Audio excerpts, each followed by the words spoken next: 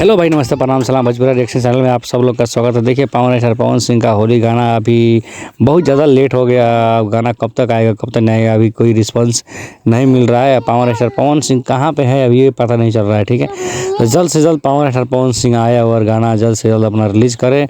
Fan का बहुत मांग है कि जल्दी से जल्दी गाना आए।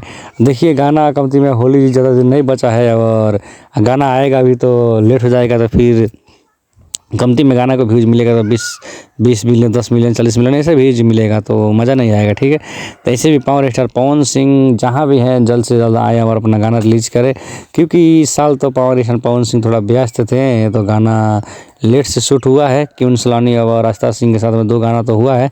ठीक है, अब कब तक गाना आएगा, कब तक पोस्टर, कब तक टीजर आएगा, ये तो कोई अभी पता नहीं लग रहा है। अब पवन सिंह, दीपक सिंह अपना पोस्ट करेंगे तो पता लगेगा। शाम तक कुछ ना कुछ ज़रूर आएगा। ठीक है, अपना दुलार प्यार बनाइए, अपना छोटका भाई के चैनल को सब्सक्राइब और शेयर कीजिए। जय हो पावर स्टार, जय हो।